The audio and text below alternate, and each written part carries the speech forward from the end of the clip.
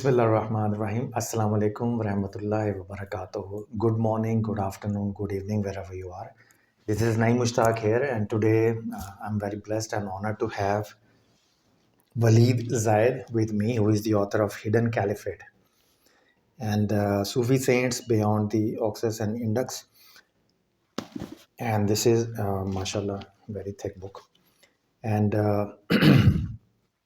I was thinking maybe the author is a old age man, around 80 or 90. But mashallah, he's very young and very talented, and I'm very impressed with the book.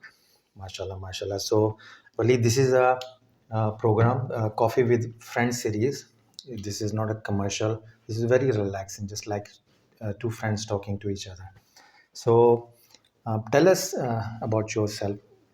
Let us, our friends, know about your It's background. a pleasure and an honor to be here with you, and thank you so much for reaching out. And there are many places I can begin. I'm currently a professor of religious studies at the University of North Carolina at Chapel Hill, and the work that I do sits in the interstices between history, religious studies, and the study of material culture and archaeology. Okay.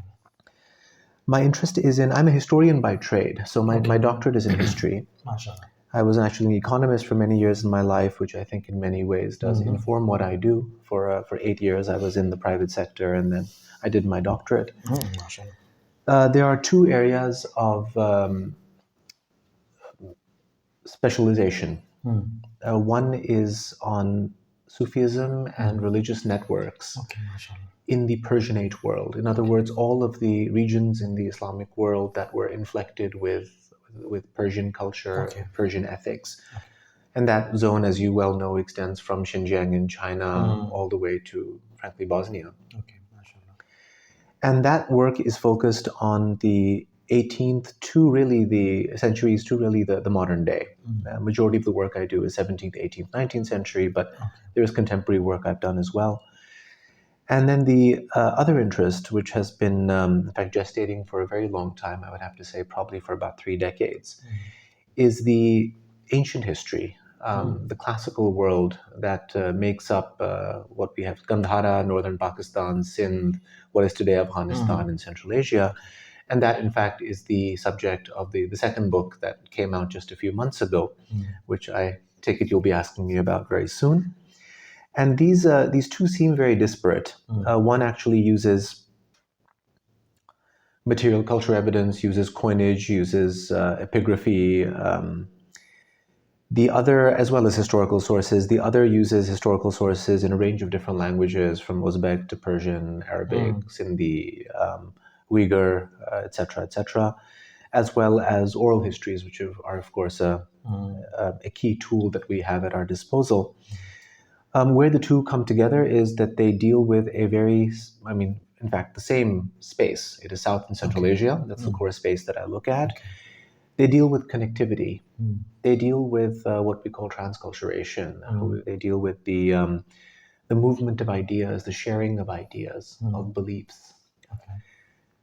I would say that the aim of both sides of my work is very much the same. It's to recover the depth and the intensity and the beauty of a region that, frankly, for almost the last 150 years of the colonial imagination, and now our imagination has been relegated to the dustbin of history, right? That we don't recognize that places like Peshawar and Kabul and Bukhara and Yarkand and Kashgar were civilizational centers. They were cosmopolitan centers, places where religious traditions, cultural traditions, linguistic traditions came together.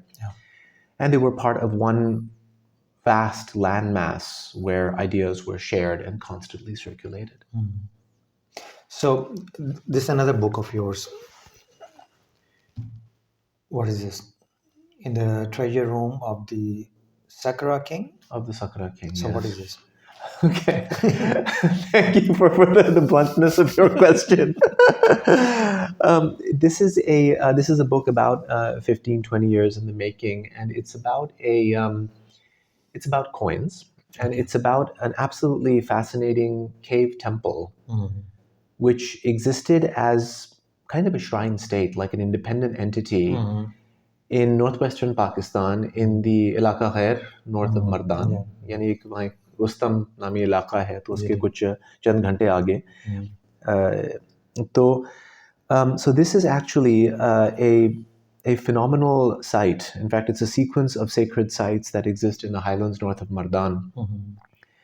And what makes this area particularly unique is that over this sort of 700-800 year period, this is from the 4th century, this is the Kedarite dynasty. It's one of the many dynasties that have been removed from our history books because of ignorance on all sides, all the way to the Ghaznavids and the Ghurids. This sacred site existed. And in this particular sequence of sites, they minted their own tiny copper currency. These are coins about this small, and they were literally about 400 to 500 different varieties, featuring writing in 6 different languages. And these were actually used as temple offerings, as a nazrana. And it is through these fascinating coins that combine Middle Iranian, Indic, Zoroastrian, Buddhist, and Islamic, and even Greek and Roman iconography. You find all of these things together. And that it's through these coins that I tell the story of this absolutely magnificent institution and the way in which religious traditions built upon each other, the way in which religious iconography was actually constructed. So the last series of coins in this, which were issued, in fact, one of the really interesting things that I stumbled upon in the course of this, अभी हमें बताया जाता है कि महमूद गजनवी ने जब इस इलाके पर हमला किया था, तो इसने हिंदुइज्म को बर्बाद किया था, right? ये बताया जाता है हमें. तो एक ताज्जुब आवर बात है कि जो आखिरी जो सिक्के सीरीज़ में है, जो यहाँ इशू हुए थे, जो यहाँ ज़रब हुए थे, तो इन पे एक तरफ हिंदू आइकनोग्राफी है, आपको एक बुल मिलेगी या घोड़ा मिलेगा, दूसरी तरफ महमूद या उसके बेटे मसूद का नाम मिलता है, या मोहम्मद रसूलुल्लाह लिखा होता है, या अल्लाह लिखा होता है. So in other words, you actually see this tremendous example of coexistence, right? And it's very difficult for us to actually comprehend this, that when Mahmud Ghaznavi actually occupied this region, now we hear about the stories of the great temples he desecrated, and that's very true. He must have done that. After all, temples were important political symbols, so in order to take over an area, you would naturally do that almost as a show of force, like toppling a statue. But the vast majority of sacred sites were actually incorporated into his empire. And they were incorporated as revenue-generating institutions in his empire. So what he basically did was he had the coin, let's say, manufacturing facilities simply tweaked a little bit, so that the old images remained, but then there was a little, I would say, a shout out to the Ghaznavid Empire and to this new faith that had now entered the area. So there are many stories like this that are actually unveiled through the evidence of coins and the evidence of other artifacts that are found. So I could say this is another book on understanding religion. Absolutely. And also another book on interfaith dialogue with a different perspective. Lovely. Now let's talk about main book. We will have another session for this one. I look forward to that. Inshallah. Now, Hidden Caliphate. I'm in a learning mode, so I'm going to ask you a question that I would learn, and also most of my viewers are students, university professors, and intellectuals. And one thing I was thinking, first of all, how long it took you to write this book? This book is about 12 years in the making. It's taken me to about 120 towns across Afghanistan, Uzbekistan, and Pakistan. It actually came out of my dissertation at Yale University. So अपनी ज़्यादा खुद तारीफें नहीं करना चाहिए हैं. So No, no, I'll please just do I'll it just, so, I'll just so that let we you know know that. the. No. So it was a dissertation that was on Sufi networks Oh, okay, mashallah.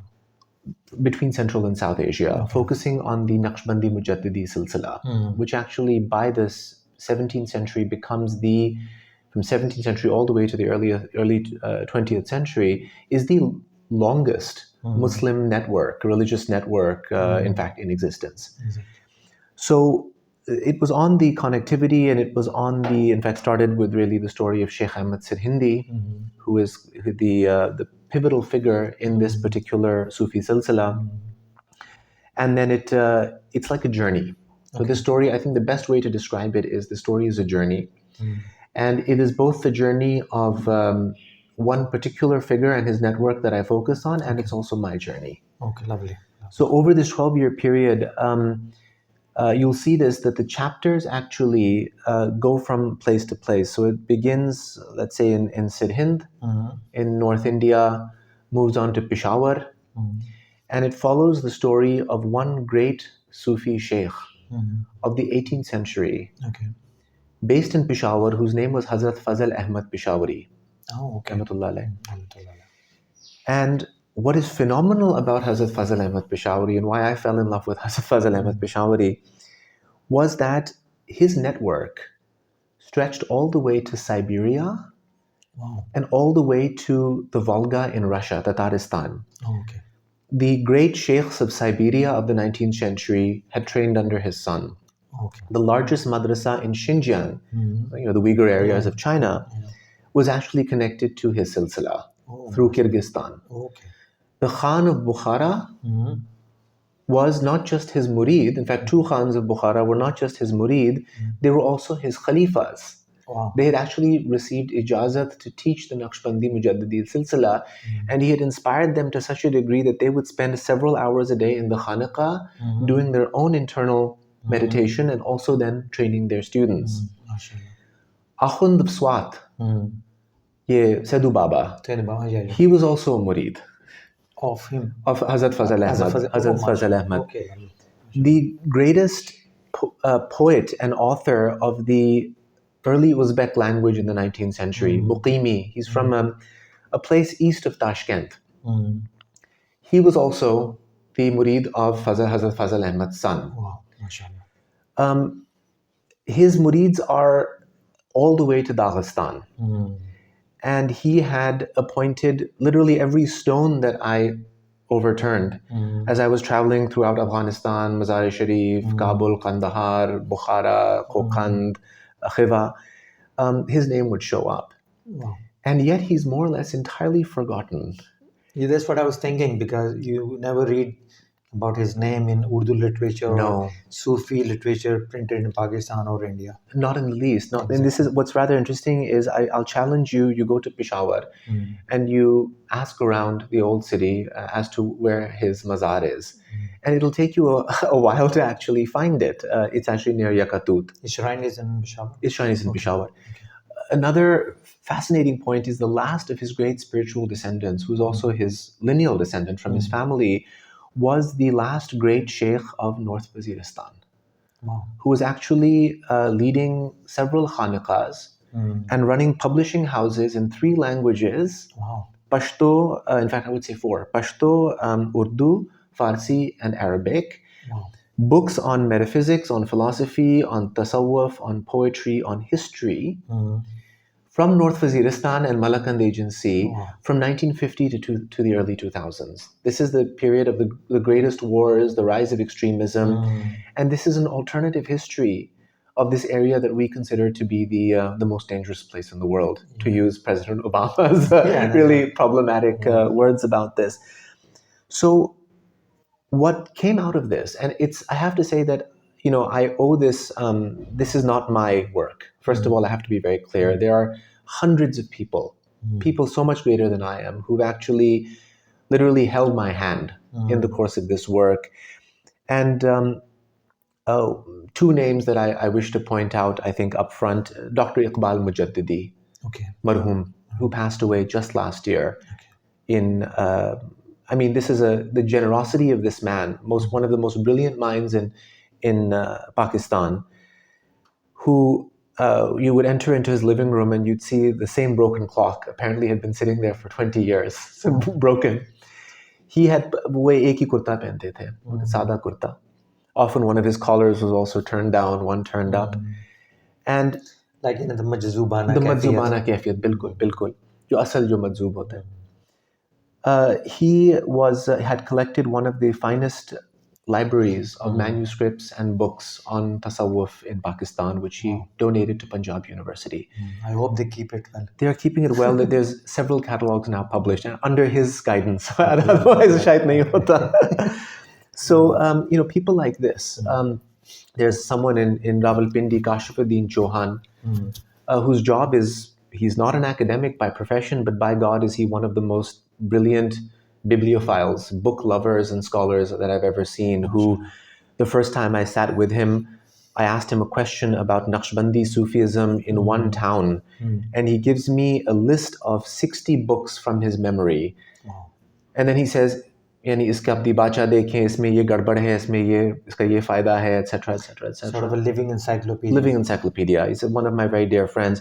And the list goes on. There are people like this that I've met in Kabul, in Central Asia, and all throughout, who've guided this endeavor. Very selfless people who've guided this endeavor. So may I say that this is your born again experience document? I would have to say that this is my own journey, which is just beginning. Because you went through a lot of experiences and you experienced a lot of, especially the information. They should be translated into Urdu language. Anyway. No, well, actually, luckily there's a very well-known Arabic publisher, I think, in Syria or Lebanon, who's translating it now. We're getting a Dari translation done soon. Okay. But I think Pashto and Urdu are the most important right now, given what this book relates to. So there are a few really remarkable things that came out of this book. And I won't say that these are my interventions. I'll say that I was fortunate enough to actually see the hundreds and hundreds of sources that are still sitting within the Sufi centers, within the madrasas, in the private collections. Number one, it becomes very clear that before the British came to this region, this was a golden age. Okay. Right? It was हमें बताया जाता है कि ये यानी पसमानदा इलाका था. Exactly. And we're told that Bukhara was this place where cruel king used to throw people off a tower, that Peshawar and Kabul were these kind of backwaters of civilization, these isolated to justify places. British presence. Beshak, and all of the great British authors, which unfortunately us Afghans and Pakistanis love to read, and Indians. They were marketers, right? They were marketing their own journeys. They were given phenomenal treatment at the hands of people who took care of them, who fed them and clothed them, and then they went back home and they sold stories about how difficult their time was. Exactly. And we still have the same kind of people who are coming here, right? That they come and they go to places like Fata and they say, what a horrible place. I'm sorry, each time I go, I get fed the most incredible Shindwari kebabs. Okay, it's the truth. Exactly. These are absolutely places with very, very rich traditions of hospitality and culture. So the first thing that comes out is that before the British came, this was actually a resurgence. So generally the way history is told is that we've got the Mughal and the Safavid, the Ottoman, the Uzbek empires. That's a high period. And then we've got a decline and the British come and it rises again. The truth is, as the great empires were declining, and as all these pieces were breaking up in the 18th century, this was actually a period of resurgence and a renaissance for the intellectuals and the spiritual personalities. Men and women. My next book is on a female saint who was from Kabul and Kandahar of this period. And it becomes very clear that, and this is why it's called the Batini Khilafat, right? The hidden caliphate, that we have, and you are more aware of this than I am. In Islam, we have an understanding of after Karbala. Exactly. After Karbala, when the imamat is separated, when the true Khilafat and imamat is separated from political power, we have a breakage. We've got the Zahiri Khalifa, who does everything the king has to do, right? Exactly. Basic governance, road building, tax collection, raising armies. But the true responsibility sits in the hands of the ulama. And by the ulama, we're talking not just about the ones who are the Zahiri ulama who read books, certainly not the ulama like myself who are. But for example, we could say the type of ulama we are talking about are like Rumi and Ibn al-Arabi, Yeah. the people who control the world, both the world. politically and spiritually, Who are given the khilafat from God exactly, to actually govern the true affairs of this world, right? And then they're not just performing a function that's a spiritual function and a function that we can't understand, the metaphysical governance of this world, but they also are running the soup kitchens, the langars, right? exactly. The basic social services, redistributing funds. They're even running the economic services. So Hazrat Fazal Ahmad Peshawari and his son are also heading caravans to make sure that, because all of the tribes on the way recognize their authority, so they can actually lead caravans and facilitate trade. One of his great khalifas from Zakori Sharif, this is the Pir Zakori Sharif Silsila, which is very well known. They were running the nomadic caravans, literally from great caravan journeys from Kazakhstan all the way down to the Indus. So they were providing the spiritual guidance behind the economic activities. Exactly. They were also running the madrasas. They were also running the khaniqahs. The madrasas and khaniqahs were one and the same. They taught the outer and the inner sciences, the fiqh, the tafsir, the poetics, the philology, grammar, sarf, nahab, etc. Also tasawwuf at the same time. We could say this is a hidden state within a state. It's a hidden state within a state. And so what's remarkable is that as these big states started collapsing, more and more of the responsibility fell upon the ulama, like Hazrat Fazal Ahmad Peshawari, who then actually started performing even diplomatic functions. So two states are warring. Who is the trusted, honest broker who everyone goes to? It's going to be the mashayikh. So they became the ambassador of peace and reconciliation. Exactly. Peace, to the extent that one of Hazrat Fazal Ahmad's nephews, you can say, even went to visit the Tsar in Russia. And in fact, was negotiating a trade deal and a border between the state of Farghana and the state of Russia, the Empire of Russia. So it's to the point that they even became diplomats, even between the East India Company and the Muslim states, even between Hindu and Sikh and Muslim states, because all the different parties recognize that they have a certain adab that they have absorbed, which allows them to actually give a just to dispense justice, to come to just solutions and equitable solutions. Exactly. So again, so what's happened? Then they're producing, of course, the poetry, the literature, and so on and so forth. Right? They're also the places where all of the literary developments are also happening. So this is the first big take-home, I would say, that I got from this book, is the fact that the 18th century, 19th century were a period of a golden age, right, for each of these places. Bukhara, which we're told went into decline after, let's say, the Mongol invasion or the time of Khwaja Bahauddin Naqshband. It turns out that the last great empire builder of Bukhara, Shah Murad, who was actually the Khalifa of Hazrat Fazal Ahmad, him and his son started building madrasas and Sufi centers, khanaqahs or dargahs, to the extent that by his grandson's time, there were 365 colleges functioning in Bukhara alone. And the crazy thing is, more students from Bukhara went to Peshawar to study than from Peshawar to Bukhara, which means Peshawar had an even more robust academic apparatus. We can't even imagine what this world looked like, right?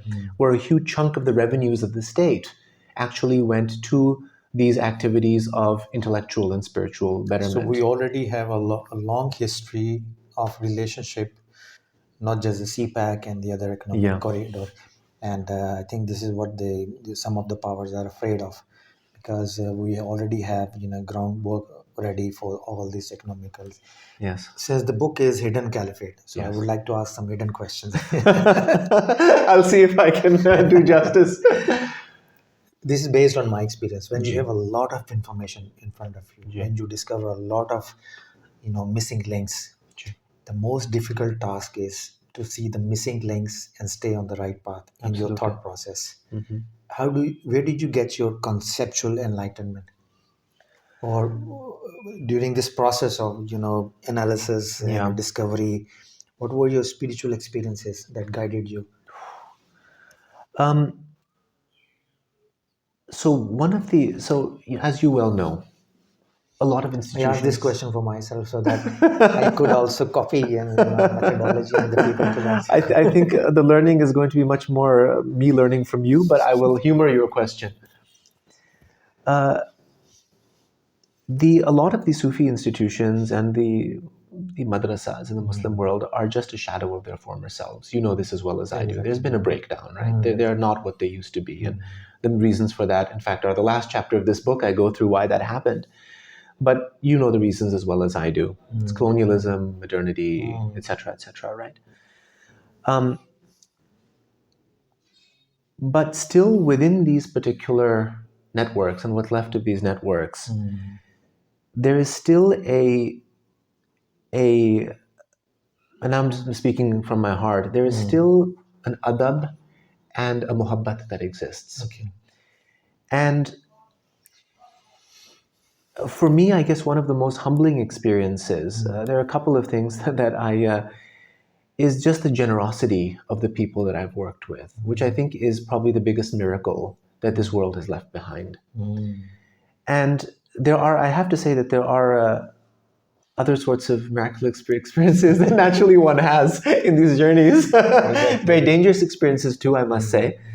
Traveling through 15 provinces in Afghanistan was the most beautiful journeys. But they can have their Especially when people know that you're studying in teaching in the yeah, USA, yeah, you're coming from the USA, and sometimes doing this intellectual work, you are taken into a different perspective. yeah. So to handle both side of the stories becomes quite a challenge. It becomes quite a challenge. So the miracle that I've seen is the miracle in the people that I've met, and the kind of trust that they have been able to put in me. I'll give you just two solid examples. In Kabul, I think the first trip that I took in this Juishir, this is the big book bazaar, one of the old book bazaars in Kabul. I met a dear friend who I would love to reconnect with. His name is his takhallus is Khakrub, Okay. the sweeper. Yeah, sweetheart. And he is an author, and he is a bookseller, and he is a Sufi in the Qadri mashallah. Silsila. A very beautiful We personality. do have old books selling shops in Kabul. Have them everywhere in Oh, okay. Peshawar, Kabul, all across Central Asia. You can, Oh, okay. yeah, and certainly all around Pakistan as well. Uh, the I'd met him, and we did not know each other. I had no idea who he was, except a large man with a very big beard from Laghman in eastern Afghanistan. And I realized that he had written a book on the sacred sites of the Kabul Valley. Wow. And a beautiful book with photographs. And he'd also put together a book, which I'd love to share with you sometime, because of a discussion that we were having of the living sheikhs whose photographs he was able to acquire. Wow. And the last part of that book, the last third of that book, is all the majazib. All the Majazib, the majzoobs. Zoom. Oh, okay. Is the photograph also? Yeah. Wow. Okay. And it's very powerful, actually. Mashallah.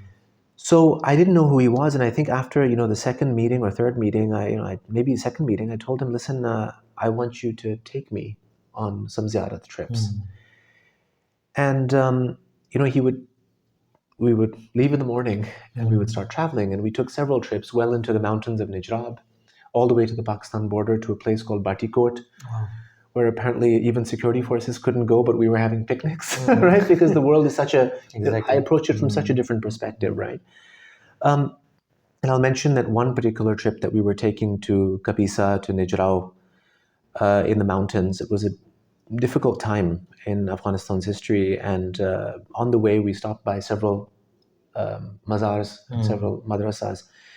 And he told me that we had to stop and meet a darwish. And we needed permission from this darwish. And the darwish was in a hujra. In fact, it was in the province of Parwan. It was on the side of the road, and it was a used auto parts kind of. It was an auto mechanics shop. Okay. And it was a little hujra there. And this man who had lost his legs for 20 years, I think, or more, he was sitting there in khalbat. Okay. And we met him, and he basically said that for your protection, you have to do the following things. You have to, there were four of us, you have to distribute 30 naans on the way back, but make sure it's to the deserving ones. And I can't tell you just how incredible of an experience it was. Just on the way back, just one by one, we're stopping in villages, and he asks someone, what is your job? And we distribute naans. But this brings the point home that there is such that the logic behind these trips was not a kind of worldly logic, right? The logic is that the protection comes from, of course, it comes from God. Yes. And the protection comes from actually serving society, right? It's serving those in need. Now, 30 naans is nothing, right? I mean, what is it for me? But just as a token, right? Just to remind people like myself that this is the logic of this world that I'm studying, right? It's so just the meeting him was just absolutely remarkable, and then the kind of people that we met along the way and the type of sights that I saw, it's the stuff of dreams. There's no other way to describe it. And you felt wherever you go, the doors are already open. I think this was a real spiritual assistance you were getting from someone that you were working on the project. You know best. I don't know what it is, but whatever it is something that is it's like there were two Afghanistans. There was the Afghanistan of the war, and then there was the Afghanistan that I was seeing, right? Of the ulama and the Sufis. And it was, I don't want to make it sound like I'm being unrealistic, right? Obviously, there are grave difficulties. But the point being that there is still, within all of these issues, that there are still places of sort of great muhabbat, great beauty, and they need to be recognized, of course, with a realistic understanding that things are not easy. And they're not easy for the people that I've met. So I'm not trying to exaggerate. But the fact of the matter is, I traveled 15 provinces without any security, right? And then you experience the presence of God everywhere. It's, just Afghanistan has produced Khwaja Muinuddin Chishti, Khwaja Gharib Nawaz. It's produced Hazrat Ali Hajweri. Maulana Rumi was... Maulana Rumi. I went to the place, his Zadgah, the place he was born in Balkh. So I've actually seen the Dargah of his father in Balkh. And of course, Sanai Ghaznavi. I mean, the list absolutely goes on, right? I mean, and then of course, when you get to Bukhara, there are the foundational figures. The same I can say about Punjab. My goodness, the foundational figures that tower above. So they are. So I'd have to say that this is definitely one of these areas that has stood out to me. And I would have to say similarly with working with the descendants of Hazrat Fazal Ahmad Peshawari, who are in Malakand, in Peshawar, in Waziristan. I remember going to the Dargah and the first time, and the Khadim there hands me this big shajara. Right, this big family tree. He just gives it to me as a gift, and then he takes me to a back storeroom, and we find the 200-year-old katba, which had been sitting there. And then he gives me these little magazines that had been printed in Waziristan, and these little books, Waziristan and Malakand, and they were historical books on tasawwuf, shairi, some divans, and there was a number on the back, and I called the number on the back, and that was his descendants. I remember arriving in Malakand. And now my very good friend Javadullah Jan Faruqi, who is the sheikh in Waziristan Malak, and he's standing, and he has no idea who I am. He's standing in the middle of the road waiting for me. That night, I'm with my friend Kashifuddin Chauhan, and they open up all their manuscripts, and we spend all night taking photographs of their manuscripts. इस मरहले तक पहुंचा है कि they have, as it turns out, a vast collection of unpublished works sitting in North Waziristan and Malakand and Peshawar. So I ended up getting a grant to digitize and catalog all of the historical manuscripts, as well as the sacred spaces, as well as the katbas. And then in the middle of this, a Qadri Khanaqah, which has the biggest collection in Peshawar. This is the Amir Shah Qadri collection. Beautifully managed. The librarian, Taqi Sahab, is brilliant. He doesn't know how brilliant he is. I hope he doesn't see this. Very beautiful man. And of course, everyone there, Aghaji, who's the sheikh there, is a beautiful man. they have thousands of books and a whole collection of manuscripts. So we got them on board, and now what we are doing is we are digitizing and cataloging this vast collection of manuscripts. So the process is continuing on, and the beauty is just the way in which one by one, more and more people, Khyber Pakhtunkhwa in Punjab, in Afghanistan on the Kabul side, are joining in the efforts and telling us, अच्छा हमारे पास ये किताब है, ये आपको यहाँ से मिल सकता है, ये दस्तावेज़ात यहाँ मौजूद हैं. So it really is a community that's building. And again, back to your initial question, the miracle that I'm seeing is just the miracle of generosity and the miracle of community. And the knowledge is there. And the knowledge is there, absolutely. They need to preserve that one. Coming back to your next book on the female spiritual leaders, you mentioned some of the names in the book also, I believe. This book, not so much, but it's the similar silsila. There's crisscrossing silsilas, actually. So what's the next book? Just a brief introduction of the next book. So the next book is in the 18th century, the greatest Sufi sheikh of Kabul, who is Hazrat Qayyum al-Jahan, Rahmatullah alayh, Khwaja Safiullah, Sirhindi al-Kabuli, Mujaddidi. He, in fact, was so influential that he tied the king's turban, the Dastarbandi ceremony, in the coronation ceremony, right? So, and he had this big Khanaqah and madrasa in Shor Bazar in the middle of Kabul, which in fact, many, many years later, the president of Afghanistan after the civil war was Sibghatullah Mujaddidi, who's from his silsila. So Hazrat Qayyum al-Jahan Rahmatullah alayhi had appointed 30 khalifas, 30 khulafa, to manage this sacred empire that he and his brothers had, which went from Xinjiang, from China. I should mention, 2 of his nephews became kings of a province in China. It's a really interesting story, actually. So from China all the way to Karachi and beyond, even some in Bengal and Gujarat.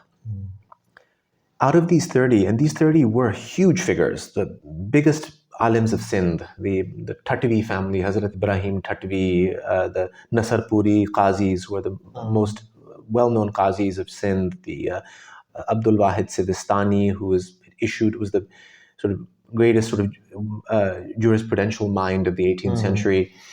This was the caliber of these Khalifas, and the Khalifa Awwal was a Bibi Sahiba Kalan. Oh, okay. So she was actually made his arch inheritor of the most important Sufi silsila in this area. And so the core of the story is actually the story of this incredible woman who is managing the Sufi Khanaqahs in Kandahar and Kabul at the height of the Durrani Empire. And as I started doing research about her, and she's incredible, she has thousands of murids, completely ba-parda, bashar ba-parda, entirely. And they have mechanisms of teaching men which actually stay within the norms of gender segregation, right, in the Hanafi fiqh. And she's a hafiza. She had received the stature of Qayyum, which was the highest saint of the age. Wow. Her diploma is actually available to us. It's 3 pages long. And so it turns out that as I was doing research on her, that this kind of unveiled itself, that there were many significant Sufi gaddis, Sufi dargahs and madrasas. They were all the same at this time. Throughout what is today Afghanistan and Pakistan, in the 18th and the 19th centuries, that were actually headed by women. And so the story actually revolves around Bibi Sahiba Kalan and the network that she was functioning in. But then it traces the story of her daughter, Bibi Sahiba Sani, Bibi Sahiba II, who is buried in Matiari in Sindh. And then it turns out that Bibi Sahiba's descendants eventually moved from Afghanistan to Sindh and Tharparkar. And just last summer, when I was doing research in about 30 towns across Sindh, well into Thar, close to the border actually, that there were at least 9 great walis, female, who were, and again, all ba-parda, ba-ashar, who were heading significant Sufi centers and dargahs within the Naqshbandi Mujaddidi silsila. in Tharparkar alone. MashaAllah. And some of them had hundreds of thousands of murids. Up till the date, they have hundreds and thousands of murids. And the murids, now you probably know this, the Naqshbandi Mujaddidi Silsila is very particular on matters of Sharia. Tasawwuf cannot exist without Sharia. Sharia cannot exist without Tasawwuf, right? You're right. Yes, A whole chunk of their murids and their followers are Hindu. This is remarkable. So they are, in fact, many of the great Deobandi ulema are their murids, as well as the Hindu communities of Umarkot and Tharparkar. Because the main focus is on the service of mankind. Service of mankind, exactly. As the core of Sufism is to serve everyone. And, and there are great lessons of interfaith dialogue in it. Unbelievable. And not just interfaith dialogue, but interfaith dialogue while maintaining the integrity of your own tradition. Right? That even the langars used to be separate within the same dargahs to maintain, because there's certain groups, like Hindu groups, may not be able to eat with others. So it's kept separate, but they are still part of one bradari, right? Exactly. And the service, and whoever, basically whatever background they were coming from, would actually be offered food and shelter as they were required, and then spiritual guidance. Two last questions. Absolutely. So, number one, in Pakistan, traditionally, and in this subcontinent, when we study religion, we mainly focus on theology. History is excluded. Yes. Social sciences are excluded. Yes. But when you study history, when you go and actually visit those places, you get a different understanding of religion altogether. With your experience and with the experience you put in your book, what would you suggest to Pakistani students or students of theology or religion all over the world, how they can understand religion better by including history and also the social aspect of the religion? So theology is key, right? I mean, this book is actually about where theology meets social movement. So there's actually several chapters on this that deal with the theological element, and that's very important. I don't want to underplay that element. What I would say is that we need to expand the work that we're doing through a critical analysis of multiple sources. Exactly. अब ये होता है ना कि अगर आपको एक तज़किरा मिले, सूफी तज़किरा आपको मिले, तो अक्सर ये होता है कि जो हमारे मुहक्किकीन हैं, तो वो उसी के बिना पे किताबें लिखते हैं कि जी कि 10 तज़किरे लेकर एक और आप किताब लिखेंगे. And focus is on more on marketing the school of thought. Marketing the school, ये भी बात है, बिल्कुल. Tabligh is the focus, right? Now, you and I both know that tazkira is a particular kind of book. Exactly. Right?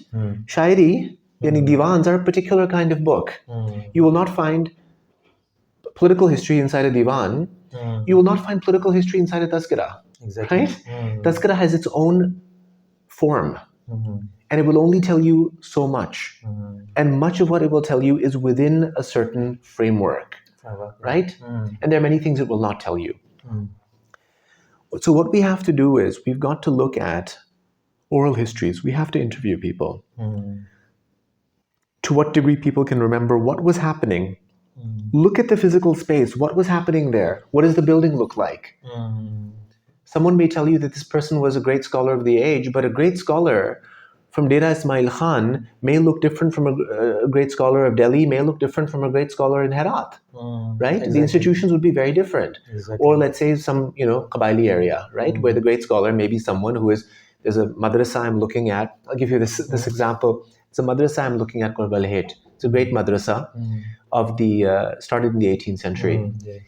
And in Tharparkar, for the first 150 years, it was a nomadic madrasa. The sheikhs used to pick up books while herding their cattle, and the students would walk along with them. There was no building, right? Yeah, the tazkiras will never tell you that. So we have to basically ask the questions. Then we have to pull out the other sources, the historical chronicles, the waqfnamas. The waqfnama is a document of land endowment for the institution, and that tells you how much is the muazzin being paid. There's a Masnavi Khan often who is at the madrasa. It gives you a sense of who is sitting there, what are they doing. Look at the polemical works. Let's say the works opposed against Wahhabism, for example, against other factions. Those are very important to tell you what the great debates are of the age. Right? Look at the books on fiqh. They'll often tell you what the anxieties of the age are. Okay, Now, lovely. there's some basic topics that you'll deal with, but then you look and you'll see, they're dealing with 2 or 3 different topics. This means that these topics were of interest. Why were they of interest? Right? What are the historical backgrounds? What are the historical? Look at the maktubat. Look at the letters. And there are about 20 to 30 different types of genres of sources that are at our disposal. And each source needs to be looked at with its own advantages and limitations. Understand where the source is coming from. What is formulaic in the source? In other words, what is the source giving us that all of the sources give us, because that's just what you find in the source? What is unique? And then how do you use each one to basically cross-check and cross-reference the other? And then also there's another thing that I will mention, and this is my humble opinion. I would go to the colonial sources at the end. Don't touch the British and the Russian and the French sources until the end, because the way that they're written are so, we are used to that way of writing. Exactly. If we begin with that, we are going to be swept away with that. Programmed. We're going to be pre-programmed to think a certain way, right? So असूलन मैं ये करता हूँ कि बिल्कुल आखिरी मरहले पे मैं अंग्रेज सोर्सेज और रशियन सोर्सेज खोलता हूँ. पहले आप ओरिजिनल सोर्सेज जो उस मौजू से रिलेटेड हैं. Could we say that these all sources, external sources, to understand the real nature of the problem, are the shane nazul of those? Absolutely. Like Quran is a book of theology. Yes. But Sunnah is all those historical perspectives. Brilliant. Yeah. At the end, again, for our students, for our teachers, why they should read this book, what they are going to get it in Pakistan. I know for myself, but I just want them to know. This is not a marketing question, but I just want them to know, like, I'll tell you what I got out of it. All right. And once again, what I got of it, and I think it's really important for other people to read it, so they get a sense of where they are coming from. So they get a sense of the fact that these places where people come from are actually places of cultural depth, of intellectual richness. And they're places that need to be explored. And if you are from Peshawar, I would say you spend your free hours exploring the old town. If you are from Sialkot, my God, Sialkot was a great college town of its age. Iqbal didn't come from nowhere. He wasn't the single man sitting in Sialkot. Sialkot was producing Abdul Hakim Sialkoti, these kind of mega figures, right?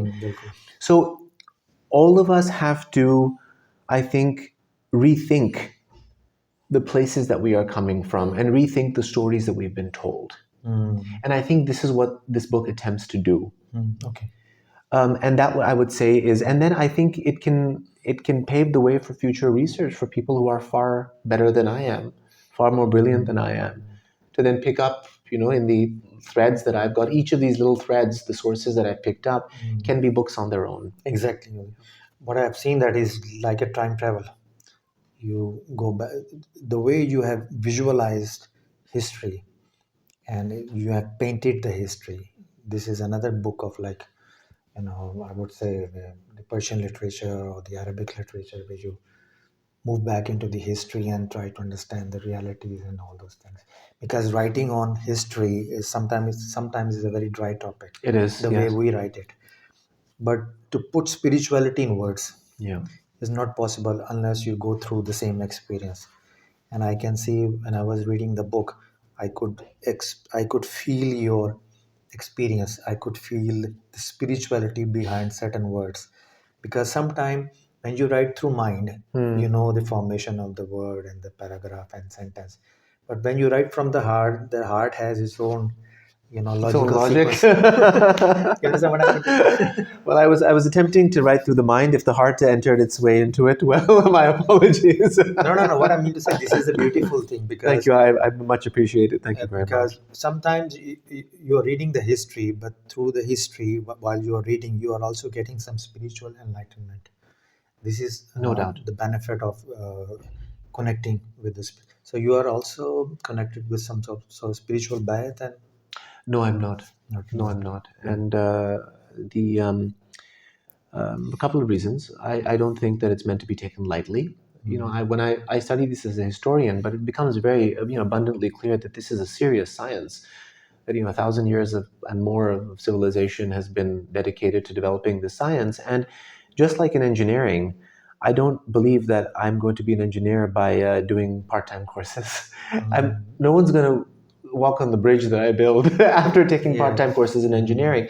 So one is the fact that I don't want to do this thing. I think it's for people who are presumably probably of a higher moral caliber than myself. On the other hand, I do also think that the institutions have deteriorated to such a degree, just like Galenic medicine, hikmat, Hikmat, right? yeah. There are very few who are not Neem Hakims today, right? Exactly, exactly. And therefore, I would hesitate to go to a Hakim to deal with my headache right now, unless I know that the Hakim is 100% sure is actually a legitimate Hakim. And I think similarly that the great sheikhs are masters of psychology, and they're masters of internal healing. And I feel that everyone should be careful in appreciating what the past had, and then they can gauge whether they think it's a true science or not, right? The verdict is still out.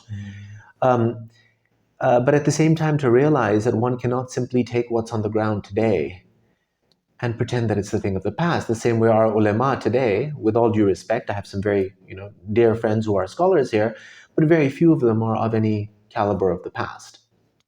But could I say that sometimes, as per my own experience, sometimes you write a book, Yes. you go through different spiritual experiences. The book itself become a certificate of your spiritual affiliation. That's yet to be seen. Well, thank you very much. I enjoyed learning a lot. Mashallah, mashallah, your encyclopedia of information and Thank you spiritual so much experiences. for this opportunity. And with the permission that we may sit together, as long as you're in Islamabad, we'll do another program as per your schedule. Thank you very much. And maybe in Urdu or maybe again in English. And I would recommend all of you to go and get this book. And I will be waiting for the Urdu translation. Arabic is important also. Yes. But this is a book we would like to, because when we hear the word Waziristan, Yes. all we could think of terrorism and fighting all. But by reading this book, you can understand this belt, the entire belt. This is being, this has another, I would say, a system of government where people are connected with one another. And we need to highlight it, and we need to put these kind of books into our curriculum in PhD or M.Phil level, so that people could upgrade and educate their system and institutions. Well, thank you very much, and inshallah, hope to see you again. And thank you very much. And inshallah, we'll get back again. I will try my best to arrange another interview with brother Waleed. And with this thing, thank you very much, and Allah Hafiz. It's been such an honor. Thank you. Khuda Hafiz.